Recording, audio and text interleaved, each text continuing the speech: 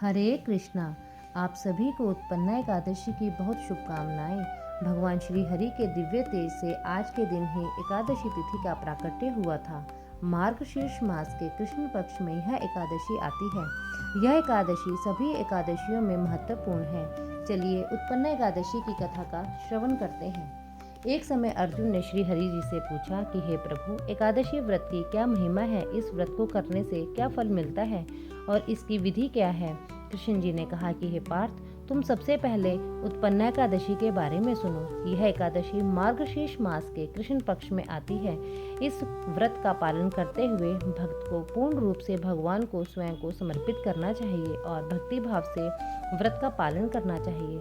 हरि का नाम जाप करना चाहिए और संकल्प लेकर ही व्रत का आरंभ करना चाहिए और शुद्ध आचरण रखना चाहिए। यह एकादशी व्रत का फल सहस्त्र यज्ञों से भी अधिक है। भगवान के ऐसे वचनों को सुनकर अर्जुन ने कहा कि हे प्रभु, आपने व्रत के पुण्यों को तो बता दिया, अब यह बताएं कि एकादशी इतनी महत्वपूर्ण क्यों है, कृपया विस्तार से बताएं। तब श्री हरि जी ने कहा कि सुनो पार्थ, सतयुग में एक मुर नाम का दैत्य था जो बहुत ही शक्तिशाली था। उसने तीनों लोगों को अपने वश में कर रखा था। सभी देवता उसके अत्याचारों से परेशान और भयभीत थे। उस सभी देवता भगवान शिव की शरण में गए और भगवान से प्रार्थना की, प्रभु हमें मुर दैत्य से बचाओ, हमारी रक्षा करो। तब भगवान शिव ने कहा कि तुम श्री हरि विष्णु की शरण में जाओ। मधुकैटभ का संहार करने वाले भगवान विष्णु ही तुम्हें अभयदान प्रदान करेंगे। ऐसा सुनकर सभी देवता क्षीर सागर में भगवान विष्णु जी के पास गए और उनकी स्तुति करने लगे और प्रणाम कर कहा कि प्रभु, हम आपकी शरण में आए हैं, हमारा मुर दैत्य से रक्षा करो।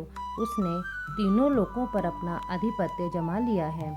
हमें बहुत कठिनाई से जीना पड़ रहा है, प्रभु हमारी रक्षा कीजिए। तब भगवान विष्णु जी ने देवताओं को आश्वासन दिया और कहा कि मैं उस असुर से युद्ध करूंगा। तब भगवान विष्णु उस असुर से युद्ध करने के लिए चले गए और विष्णु जी और मुर दैत्य के मध्य युद्ध कई हजार सालों तक चलता रहा और असुर पर भगवान विष्णु द्वारा चलाए गए किसी भी शस्त्र का कोई प्रभाव नहीं पड़ रहा था। युद्ध लगातार चलता जा रहा था। तब श्री हरि युद्ध के मध्य ही बद्रिका आश्रम एक द्वार वाली गुफा में चले गए और वहां विश्राम करने लगे। विश्राम करते करते भगवान योग निद्रा में चले गए। जब मुर दैत्य को पता चला कि श्री विष्णु गुफा में हैं, तब उसने सोचा क्यों ना मैं इसी मौके का फायदा उठाऊं और यहीं पर उनका वध कर दूं। ऐसा सोचते ही जैसे ही मुर दैत्य ने गुफा में प्रवेश किया, तब वहां एक अलौकिक प्रकाश दिखाई दिया। श्री विष्णु जी के शरीर से एक दिव्य कन्या उत्पन्न हुई।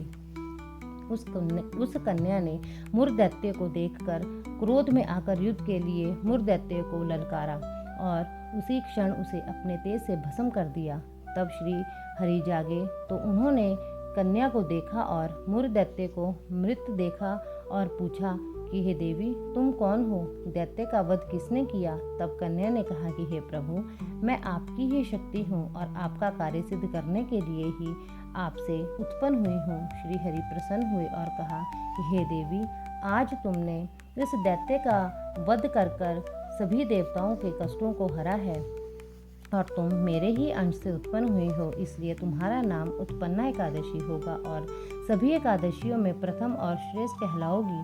तुम्हारे व्रत का पालन करने वाले भक्त मेरे ही परम प्रिय भक्त होंगे और इस लोक को सुख को भोगकर मोक्ष को प्राप्त करेंगे और उनके सभी पापों का नाश होगा। तब भगवान श्री कृष्ण जी ने अर्जुन से कहा कि हे पार्थ, मैं उनके सभी कष्टों को हर लेता हूँ जो एकादशी के व्रत को धारण करते हैं और उन्हें मोक्ष प्रदान करता हूँ। जो मनुष्य इसका पठन करता है या श्रवण करता है, उसे अश्वमेध यज्ञ के समान फल प्रदान करता हूँ। बोलो एकादशी मैया की जय।